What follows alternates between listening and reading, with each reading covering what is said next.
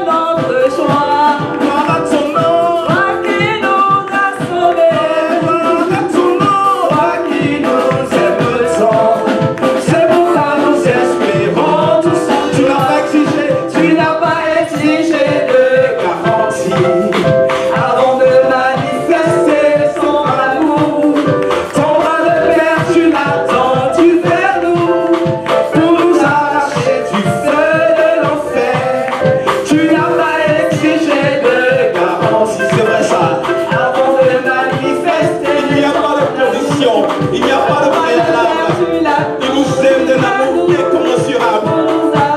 Ce frère nous dit, gloire à ton nom. Auteur de notre joie, Gloire à ton nom. toi qui nous as sauvés, toi qui nous aimes tant, c'est pourquoi nous espérons tous en toi. Gloire à ton nom. Auteur de notre joie, Gloire à ton nom. toi qui nous as sauvés, Gloire à ton nom. toi qui nous aimes tant, c'est pourquoi nous espérons tous en toi. Gloire à ton nom. Auteur de notre joie, Oui, gloire à ton nom. toi qui nous as sauvés, Gloire à ton nom. toi qui nous aimes tant, c'est pourquoi nous espérons tous en toi. Gloire à Jésus. C'est en lui que nous espérons. Et en lui est placée notre foi, et notre vie est cachée en lui, dans ce Jésus-là. Jésus, nous te couronnons.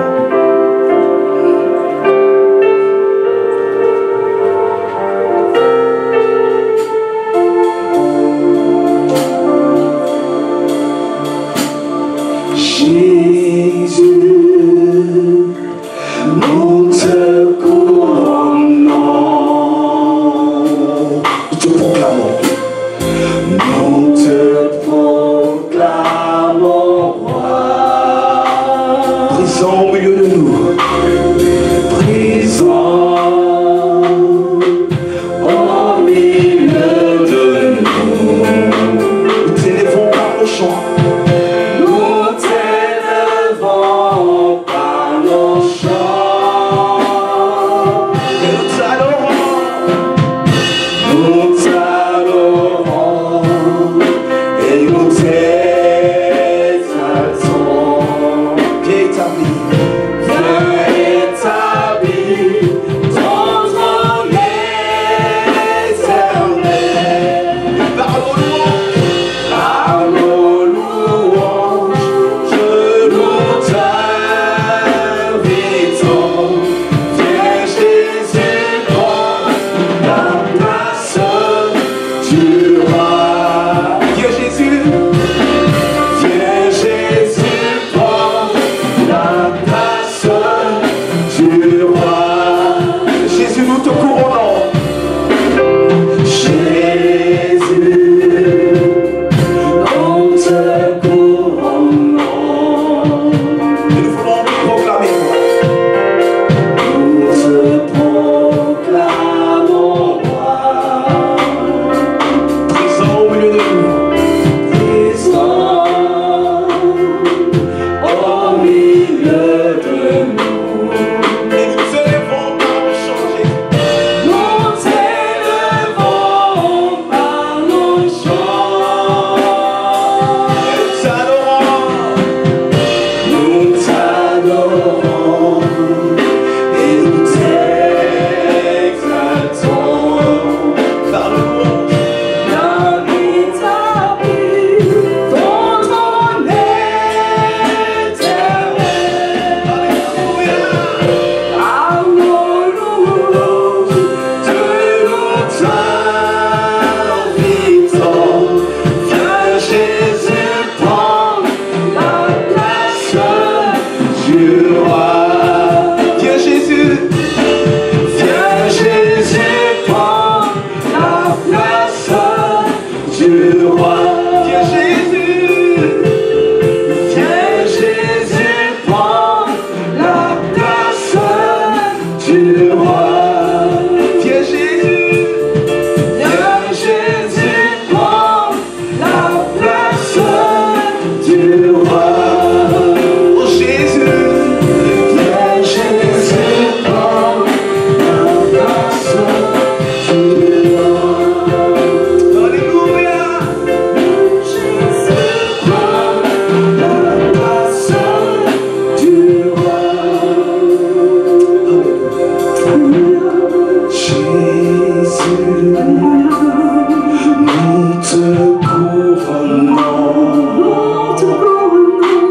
Alléluia. Et nous te proclamons roi.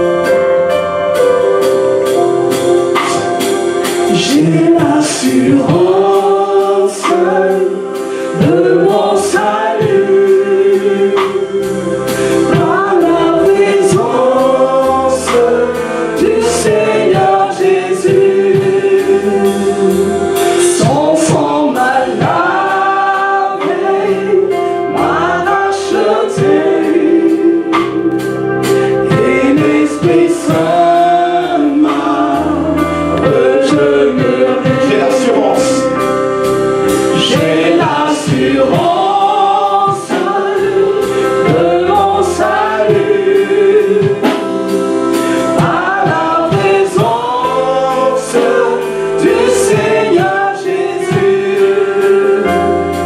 Son sang m'a lavé, m'a racheté, et l'Esprit Saint m'a régénéré. C'est mon histoire. C'est mon histoire, c'est là mon chant.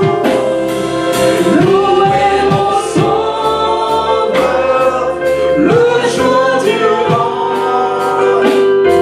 C'est mon histoire, c'est là mon chant. Louer mon Sauveur le jour durant. Parfait repos. Parfait repos, parfait bonheur, en toi mon Sauveur, j'ai la paix du cœur. Je veille en attendant dans ton retour. Je suis comblé. Je suis comblé de ton amour. C'est mon histoire. C'est mon histoire, c'est là mon chant. Louer mon Sauveur le jour durant. C'est mon histoire, c'est là mon chant. Louer mon Sauveur le jour durant. C'est mon histoire. C'est mon histoire, c'est là mon chant. Louer mon Sauveur le jour durant. C'est mon histoire, c'est là mon chant. Louer mon Sauveur le jour durant. Béni soit ton nom. Alléluia. Je le loue avec ma voix, je le loue avec ma voix, je le loue avec ma voix. S'il me manque la voix, je le loue avec ma main. S'il me manque la main, s'il me manque les pieds, s'il me manque les pieds. Alléluia. Loue avec ma voix. Je le loue avec ma voix, Je le loue avec ma voix. je le loue avec Je le loue, je le loue, je le loue, je le loue, je le loue. je le loue avec ma voix.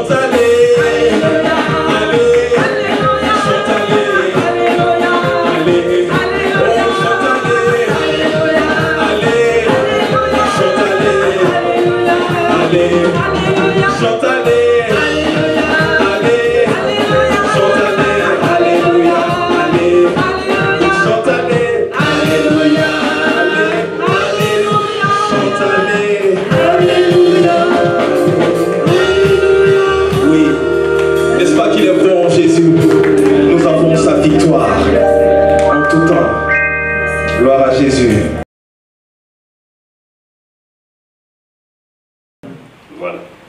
Et donc ce matin, je propose qu'on puisse réfléchir sur un sujet et qu'aussi on puisse prier en fonction de ce sujet-là. Amen. Voilà. Qu'on puisse prier sur ce sujet-là. Donc, je vais te demander de prononcer deux phrases. Il faut les prononcer. Amen. Est-ce que tu es prêt à prononcer? Amen. Voilà, deux phrases. Et puis, on va revenir sur ces deux phrases. On va prier sur ces deux phrases. Première phrase. Domaine de connaissance de la volonté de Dieu. Domaine.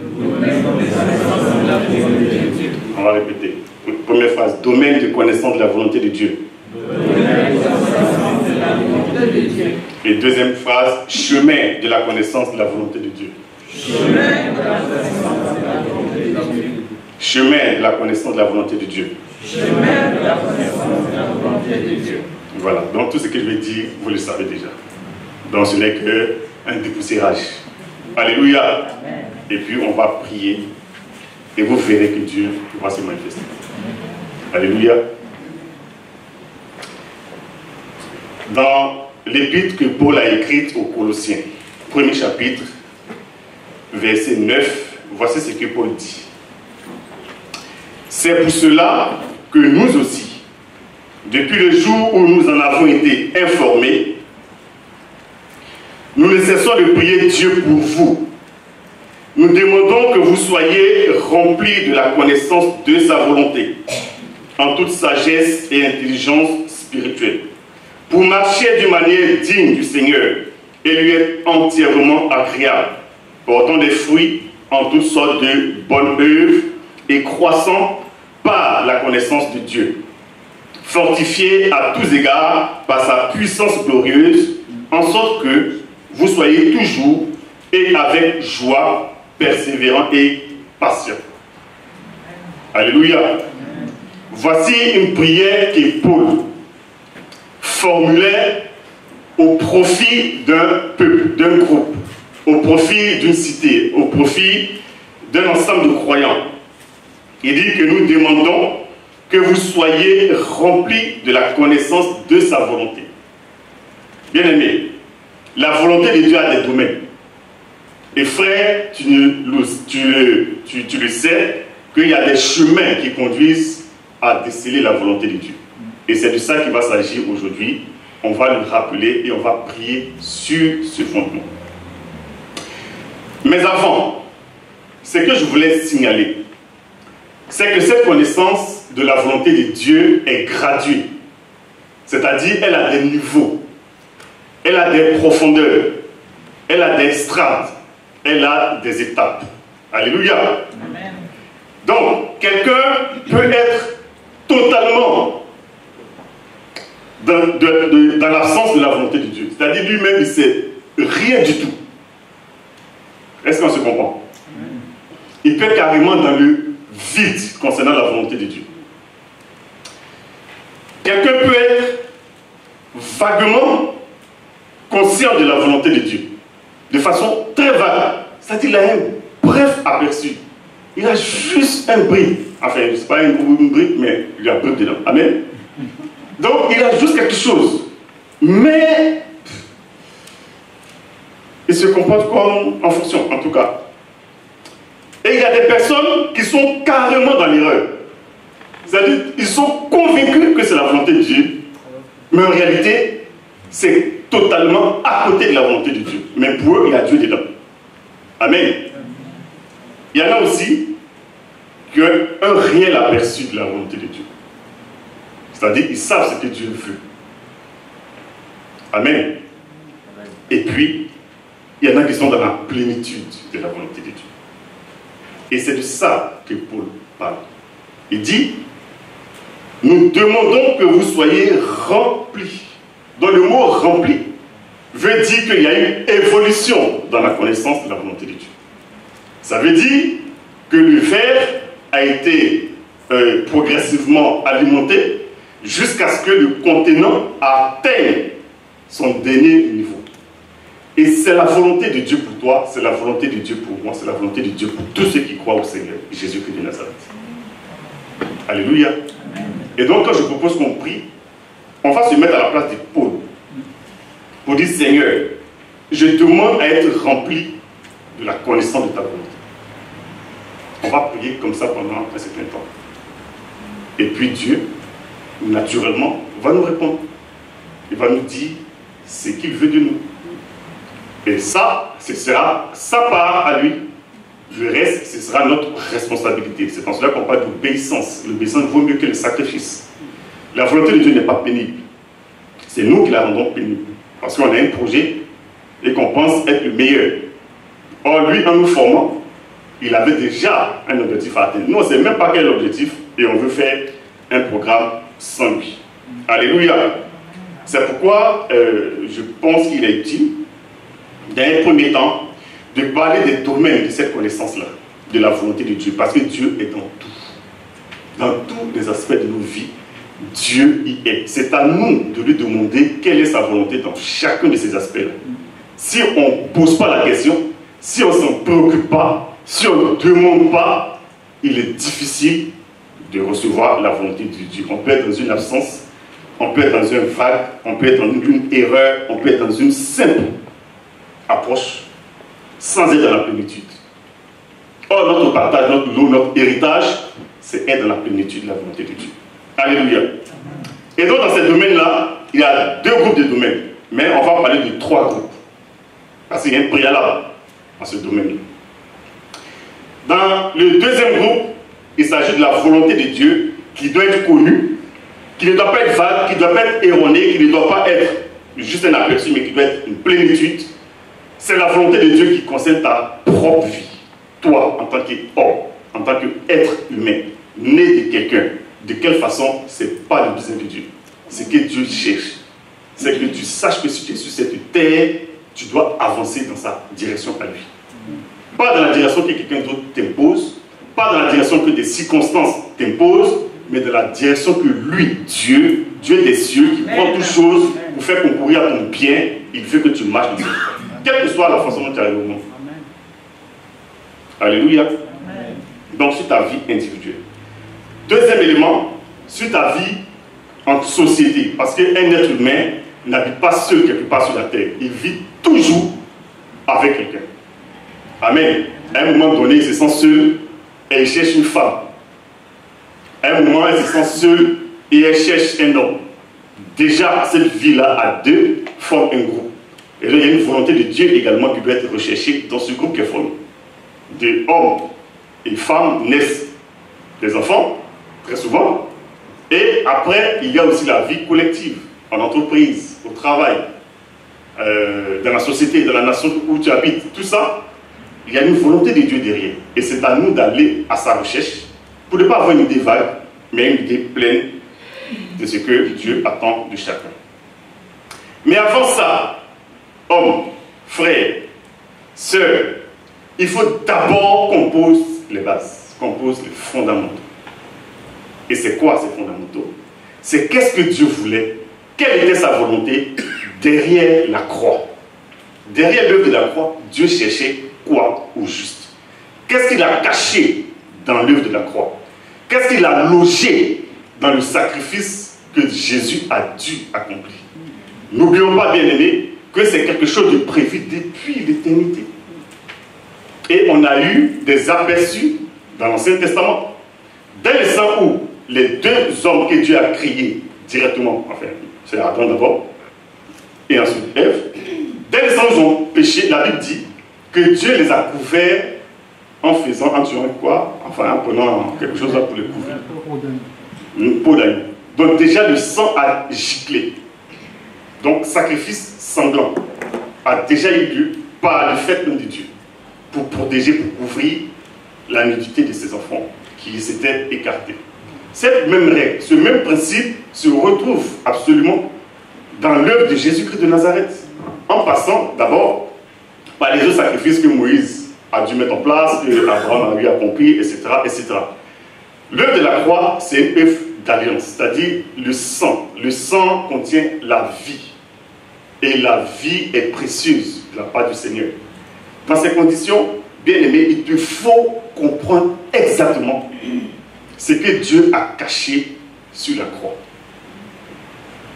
Quand ça a été organisé, quand au temps arrivé, au temps parvenu, la Vierge est devenue enceinte de façon miraculeuse.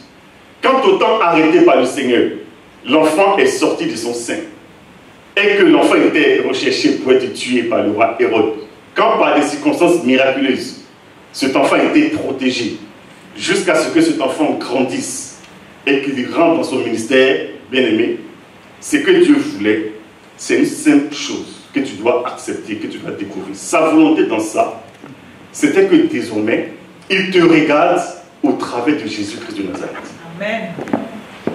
Est-ce que tu saisis cette réalité, cette portée? C'est-à-dire que quand Dieu te voit tel que tu es, quelle que soit ta trajectoire, quel que soit ton parcours, quels que soient les obstacles au-devant desquels tu te trouves aujourd'hui, ou demain, ou hier, quand Dieu te regarde, il voit Jésus-Christ de Nazareth en toi. Or, Jésus-Christ de Nazareth, c'est son fils bien-aimé. En réalité, à la croix, la Bible nous dit que Jésus a été identifié. Donc, notre identification vient de la croix. C'est ça la volonté de Dieu dans l'œuvre de la croix. Ce n'est pas un spectacle vain, ce n'est pas quelque chose... Non, je veux dire, ce n'est pas un assassinat, quoi. C'est pas ce qui me fait comprendre. Ce n'est pas une punition banale d'un brigand, de quelqu'un qui a violé la loi de l'époque. Non, c'est plus que ça. Sa volonté, c'est de dire, désormais, comme Christ est mort, en réalité, nous-mêmes, nous sommes morts avec lui. Et la Bible l'atteste. En lui, nous sommes morts. Nous avons été ensevelis. Ça veut dire, nous aussi, on est descendus avec l'agneau dans les profondeurs de la terre, donc dans les lieux, en tout cas ténébreux. Et la Bible te déclare que nous sommes en lui ressuscités. Et la Bible finit par dire que nous sommes assis en lui dans les lieux célestes. Bien aimé, telle est notre position. Et c'est la volonté de Dieu derrière l'œuvre de la croix. Chaque fois qu'un pasteur, un prédicateur, chaque fois que toi-même tu tombes sur le passage de la Bible qui parle de l'œuvre de la croix, recherche quelle est la volonté de Dieu derrière. C'est toi qui cherches. C'est toi qui l'as caché dedans. C'est toi qui l'as logé dedans. C'est toi qui l'as fait sortir des situations. C'est toi qui l'as ressuscité pour une nouveauté de vie. L'intelligence ne peut pas comprendre cela. C'est le cœur qui accepte. Et ensuite, tel qu'on a compris, on marche à la lumière de cette révélation. Alléluia. Et quand on sait qu'on a été identifié avec Jésus, bien aimé, si on est déjà mort, qu'est-ce qui va nous tuer encore? Si on a déjà vaincu l'ennemi à la croix, ou encore il peut nous gagner. Je veux dire, ce combat dans lequel tout le temps il nous invite, on sait qu'on est déjà gagnant, on est déjà victorieux. Il nous suffit de réaliser que la volonté de Dieu lors du sacrifice de l'agneau, c'était que nous soyons identifiés au Seigneur Jésus. Dès ce moment, c'est fini, on est convaincu, on a les bases, on a la sérénité nécessaire, et c'est à nous de prendre autorité. C'est à nous de prendre l'autorité, ce n'est pas à nous de gémir, de faire comme si... Non, c'est déjà accompli. Telle est la volonté de Dieu que tu dois saisir. C'est le premier domaine de connaissance de sa volonté. Et ça, tu le sais, tu l'as déjà entendu, parce que tu es chrétien depuis un certain temps. Même si tu n'es pas chrétien depuis un certain temps, tu sais que, historiquement, on parle de la mort de Jésus. Et d'ailleurs, c'est à partir de là que le calendrier a été établi. Donc, tu n'es pas ignorant de ça. Peut-être que tu en avais une connaissance vague, peut-être que ta connaissance sur ce point était erronée, peut-être que tu avais simplement l'aperçu, mais ce matin, je t'invite à pleinement t'investir de cette vérité spirituelle. Dieu te voit comme Jésus. Il t'a mis dans son processus. Et aujourd'hui, tu es ressuscité. Et même si on te voit sur la terre, en fait, toi, tu es un Dieu. Dimanche dernier, le pasteur l'a dit. Et ce matin, on a prié sur nous en tant que participants de la nature divine. On n'est pas n'importe qui, bien. Et je ne dis pas ça à titre matériel, non. Dieu nous regarde, il nous voit et il nous considère au-delà de ce qu'on peut imaginer. Il faut qu'on en prenne conscience. Alléluia. Et donc, dès l'instant où ça est posé, le deuxième élément, c'est que Dieu veut te remplir de sa connaissance, en tout cas dans ta vie individuelle. Qu'est-ce que Dieu a prévu pour moi? Telle doit être la question de tous les jours. Dieu, tu as prévu quoi pour moi? Qu'est-ce que tu as prévu? Moi, en tant qu'individu. La Bible dit, aime ton prochain comme toi-même. Bien aimé, ça ne veut pas dire que ton prochain, tu dois lui donner tout. Ce n'est pas ce que ça veut dire. Ça veut dire que ton prochain, sa limite, c'est toi. Je ne sais pas si je me fais comprendre. Non, je ne me fais pas comprendre. Ça veut dire quoi? Que ton prochain, le statut que tu peux lui accorder, il ne peut pas te dépasser. C'est-à-dire que toi tu t'aimes, ou bien tu dois te considérer, tu dois prendre soin de toi, tu dois... C'est pas de l'égoïsme en fait. Mais en fait, c'est une sorte de comparaison pour dire que l'homme est responsable de ce qui lui arrive. Donc, les honneurs, ou bien, bon, peut-être que les mots me manquent pour traduire l'idée, mais il faut simplement retenir que Dieu veut que tu prennes soin de toi et que tu considères ce qu'il a placé en toi, que tu considères le plan, le projet qu'il a pour toi et que tu te bats pour l'accomplissement de ce projet. Ce n'est pas l'autre, même si tu le respectes, quel que soit son statut, quelle que soit son autorité, ce n'est pas à lui qui doit décider de ce qui te concerne. C'est toi et ton Dieu qui gérez votre affaire. Alléluia. C'est vous deux, vous êtes alliés sur ce plan-là. Et donc, aime-toi et aime ton prochain comme toi-même, c'est le maximum que tu puisses lui accorder. Il ne faut pas lui accorder la domination sur toi. Est-ce que ça se comprend? Voilà. Mais Dieu va utiliser les autorités, tes aînés, pour te conduire. Mais ça, c'est parce qu'ils sont responsables d'une situation ou une autre. Mais derrière ça, tu ne dois pas t'incliner, tu ne dois pas t'abaisser, tu ne dois pas t'écraser. Tu dois rester la tête haute parce que Dieu a un projet pour ta vie. Et dès l'instant où tu es conscient de ça, de ce qu'il a prévu, tu te demandes maintenant qu'est-ce qu'il veut de moi. La seule chose qu'il veut de toi, c'est que tu acceptes son projet. C'est tout ce qu'il veut. Accepte son projet et tu verras qu'il y a une différence entre ce que toi tu comptes faire et ce que lui il a décidé de faire. Dès l'instant où vous êtes au même niveau, vous êtes en symbiose, la suite, vous verrez que c'est facile, la suite coule des sources. Alléluia.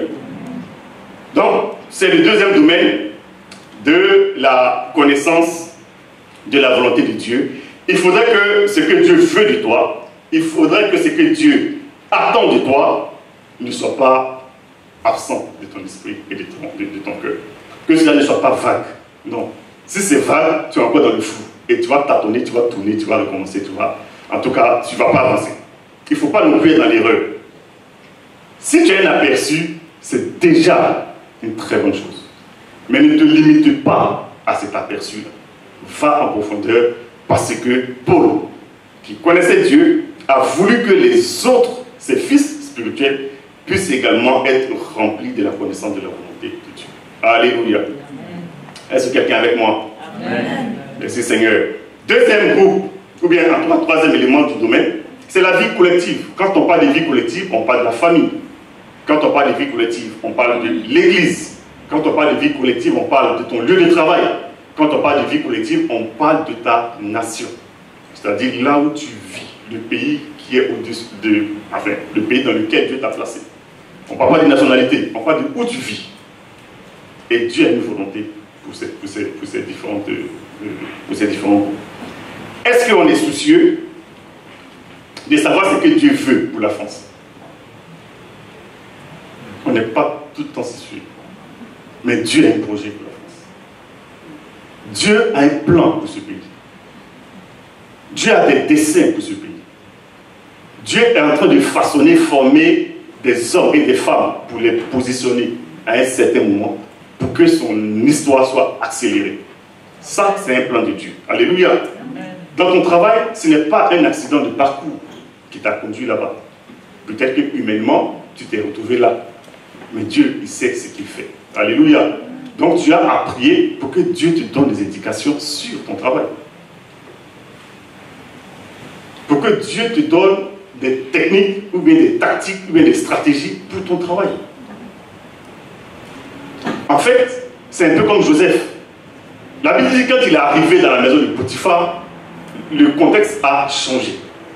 Parce que la grâce de Dieu était sur sa vie. Et sa façon de faire, sa façon de travailler a révolutionné. En tout cas, les affaires, tous les business que Potiphar avait se sont améliorés. Parce que la grâce qui était sur la vie de Joseph est venue avec lui, l'a précédé, en tout cas l'accompagner dans cet endroit. Au niveau de l'église, Dieu a une volonté qui est tout le temps rappelée. Dieu veut que nous soyons associés à son travail, à ses activités. Donc on doit se laisser conduire. On doit être sûr que Dieu qui a décidé ça, il veut seulement qu'on lève la main. Il veut seulement qu'on pose un pas. Il veut seulement qu'on s'attende à lui, de sorte à ce que lui, il vienne s'impliquer, il vienne s'associer et qu'il nous fasse porter, en tout cas, du fruit et qui conduise son église. L'église, elle est là pour donner la paix. L'église est là pour calmer les choses. L'église est là pour avertir. L'église est là pour attirer l'attention des dirigeants et de tout le monde. L'église est un lieu où on doit pouvoir être en paix. L'église est un lieu d'exil. C'est un lieu où on se protège. L'église est un lieu de protection, bien aimé. Donc quand quelqu'un rentre à l'église, normalement il est, en tout cas comme dans une ambassade. On ne peut pas rentrer comme ça pour venir le saisir pour ce qu'il a fait. Quand il sort, on peut peut-être mettre la main sur, bien aimé. Donc il faut comprendre ces choses, que Dieu a un plan, a un projet pour ton assemblée. Là où tu vis ta foi chrétienne, Dieu a un projet pour cela. Il faut prier pour qu'il révèle cela à ses serviteurs, pour que tout le monde soit conduit dans la direction qu'il a tracée. Ce n'est pas en vain qu'on est chrétien, bien aimé. Et l'éternité est réelle. Le retour de Christ là, c'est vrai. Son retour est vrai. C'est vrai. Donc il faut vraiment qu'on en prenne conscience.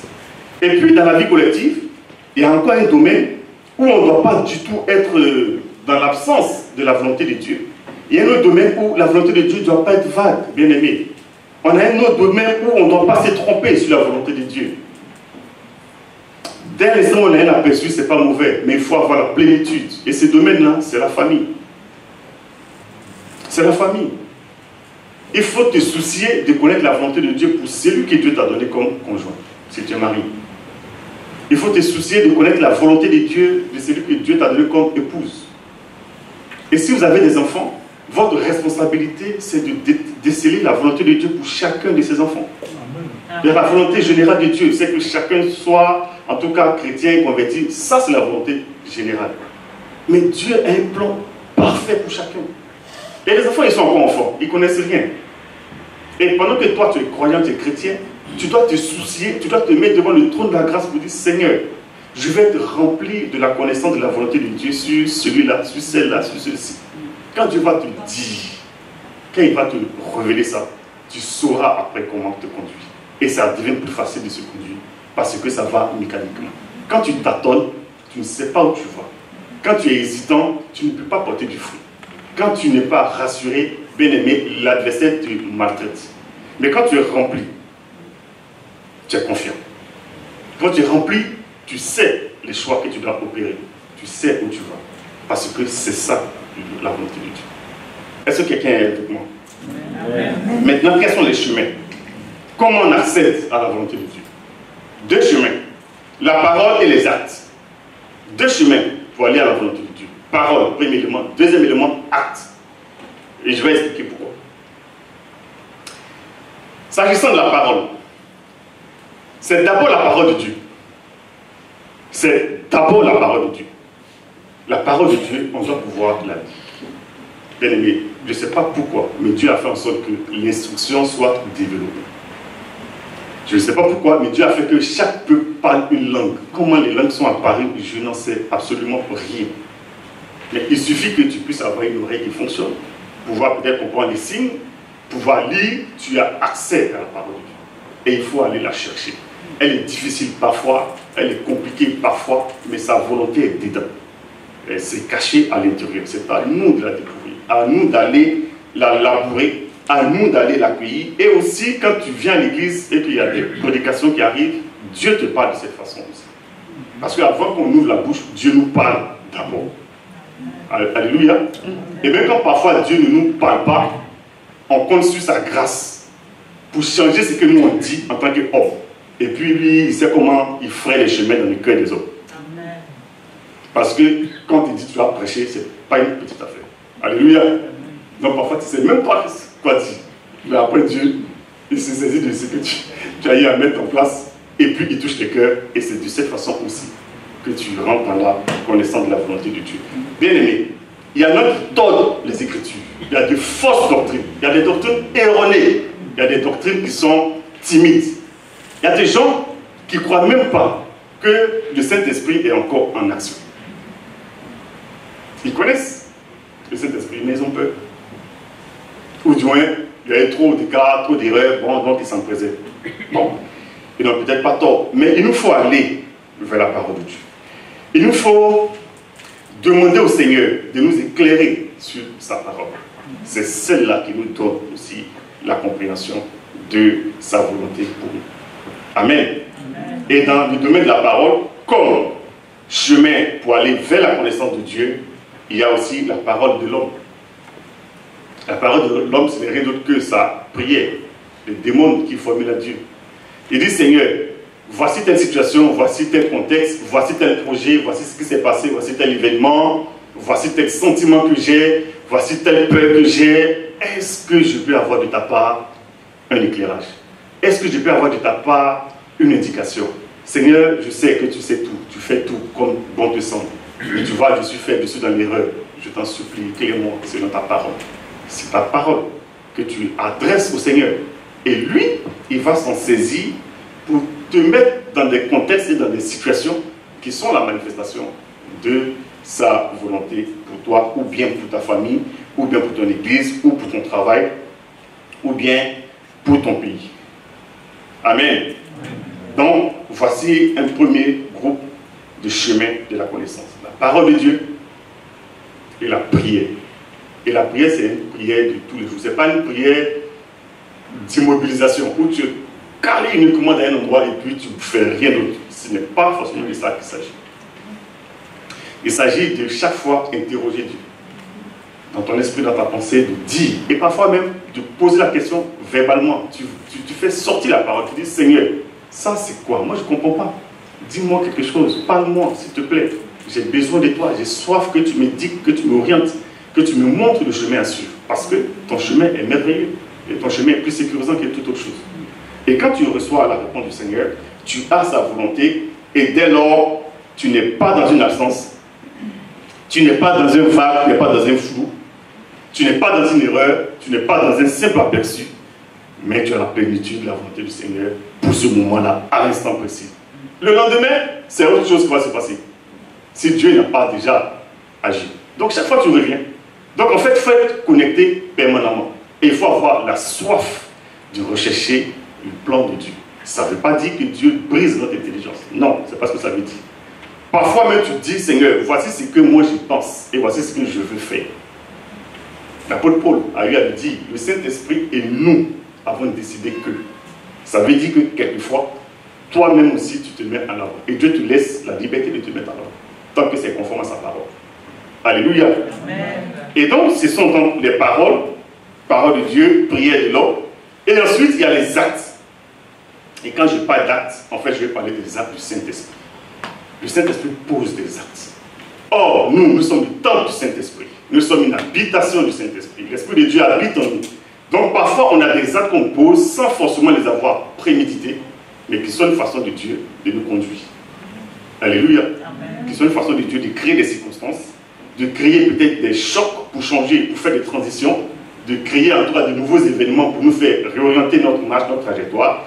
Et Dieu utilise ça. Et mais surtout, Dieu utilise le Saint-Esprit. C'est-à-dire que Dieu ne nous a pas laissé orphelins. Ce matin, quand on a prié sur le fondement de la parole qui dit que Dieu a tout mis à disposition pour que notre vie soit une vie de qualité. Pour que notre piété, c'est-à-dire notre relation avec le Seigneur, soit une relation profonde, intime, qui porte du fruit. Ça a été le fondement de notre prière de ce matin. Mais le Saint-Esprit est associé à tout cela. Et le Saint-Esprit, lui, il pose des actes. C'est-à-dire, dans les dons spirituels, les 9 dons spirituels, sont des dons, sont des actes que le Saint-Esprit pose, qui nous indiquent, qui nous mettent sur le chemin de la volonté de Dieu. C'est vrai que c'est des domaines assez sensibles, dans lesquels il y a peut-être des erreurs, parfois des vagues, mais ce qui est intéressant dans cette affaire, c'est que la Bible nous dit qu'il y a des dons de discernement de l'esprit. Ça veut dire, quelle que soit la manifestation du don qui est venu, déjà l'apôtre Paul nous dit de ne pas mépriser les prophéties, de regarder et de prendre ce qui est bon, bien aimé. Et il y a aussi le don de discernement qui nous permet de dire, ah non, ça je pense que ce n'est pas pour moi, ce n'est pas adapté, ça ne vient pas de Dieu, etc. Ça ne s'agit pas de profiter pour être dans le doute absolu, ce n'est pas ça. Mais il faut avoir un juste équilibre des choses surnaturelles, de sorte à ce qu'on soit vraiment rempli de la connaissance de Dieu. Frères et sœurs, voici ce que je tenais à dire en ce qui concerne l'épaisseur de la connaissance de la volonté de Dieu pour ta vie, en ce qui concerne les degrés de la connaissance de Dieu pour ta vie, pour la vie de ta famille, pour la vie de ton église, pour la vie au travail, pour la vie dans ta nation, pour tout ce qui te concerne. Amen. Donc, ce n'est pas compliqué, ce n'est pas quelque chose d'inaccessible, parce que Dieu nous les certifie, Dieu nous les garantit. Tout ce qu'on a fait, c'est de prier conformément à la parole. Et donc, notre modèle de prière de maintenant, ce sera de dire, je demande que tu me remplisses de la connaissance de ta volonté dans ma vie personnelle et dans ma vie collective. Bien-aimé, si tu as un fardeau pour la marche de l'église, si tu as un fardeau pour ton travail, c'est-à-dire pour là où tu travailles, si tu es fonctionnaire, tu es dans le privé, tu as ton business, s'il y a quelque chose qui te préoccupe là-dedans, Dieu veut te répondre en te donnant une indication. Si tu es conscient et que tu es soucieux de l'avenir de la marche de ta nation, bien-aimé, ça fait partie des domaines que Dieu utilise pour te répondre et pour te donner la paix. Tu peux prier pour que Dieu te mette à cœur, en tout cas, sa volonté pour ce pays. C'est pareil pour ton église, c'est pareil pour ta famille. Donc, ayant dit cela, sachant que le chemin de la connaissance de Dieu, c'est et sa parole et ta propre parole, je t'invite maintenant à te lever. Et puis, on va se mettre en situation de demander au Seigneur de nous remplir. On va s'asseoir, on va se lever. Amen. On va se lever, bon, sauf si quelqu'un, voilà. Et ouvre ton cœur. Ouvre ton cœur. Et dis-toi que, même si tu te trompes, Dieu saura utiliser ton erreur. Amen. Pour te faire, voilà, arriver dans sa connaissance. La Bible dit qu'on trouve Dieu en tâtonnant. Parfois, le tâtonnement, là, il est autorisé, il est permis par le Seigneur. Donc, tes erreurs, là, c'est pas un problème pour le Seigneur. Il saura comment les faire orienter vers la vérité. Donc, demande-lui. De la même façon que Paul a prié pour, toi maintenant, tu vas prier pour toi-même. Tu vas t'approprier cette prière. Pour dire, Seigneur, je demande d'être rempli. Je vous ai parlé d'une question de degré, donc d'épaisseur. On ne veut pas être dans une vague, on ne veut pas être dans l'erreur. Si on est dans un aperçu, on est déjà sur le chemin. Mais ce qu'on veut, c'est la plénitude de la connaissance de la volonté de notre Dieu en ce qui nous concerne, en ce qui concerne notre maison, notre famille. Voilà.